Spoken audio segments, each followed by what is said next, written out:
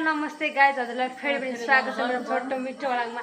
त्यो मुर्दाहरूले कति टर्च जला त्यो काम नपाएको पानी चन्द्र भो नत्र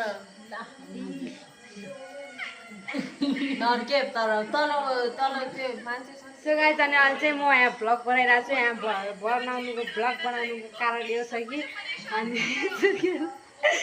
सुर्खेतमा बत्ती नआएर तनाव भइसकेको छ। अहिले 8:30 9:30 भइसकेको छ गाइज। न पढ्न पाएको छ, न हामीसँग सुत्न पाएको छ, न हामीसँग खाना पनि खान पाएको छैन। त्यसैले प्लिज म हजुरलाई भन्छु बत्ती जोड्ने विद्युतको मालिक हो कि के हो हजुरले एकचोटि हामीलाई चाहिँ बत्ती छोडिदिनुहोस्, हामीलाई पढ्न दिनुहोस्, खाना दिनुहोस्, लाउन दिनुहोस्। अरू काम गर्न के नदिए पनि म यही भन्न चाहन्छु। अनि चाहिँ बत्ती नआएर चाहिँ मान्छेको हालत कस्तो भएको छ भने हजुरलाई देखाउनेछु। बत्ती नआएर बाहिर कौसीमा आएर यस्तरी मोबाइल हेर्नु परेको छ। अनि यहाँ आएर पनि मच्छरले टोकेर हैरान गर्दैछन् गाइस।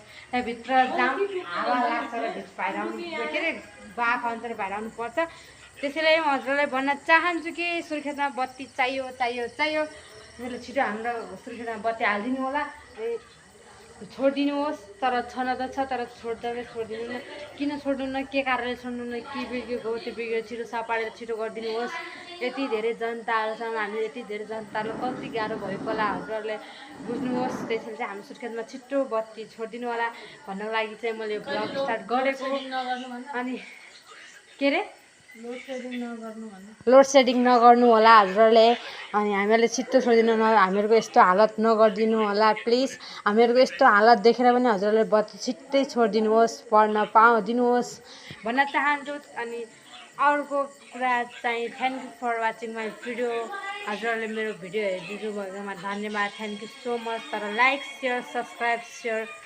सब्सक्राइब कमेन्ट गर्न नभुल्नु होला। बाई बाई, जय नेपाल।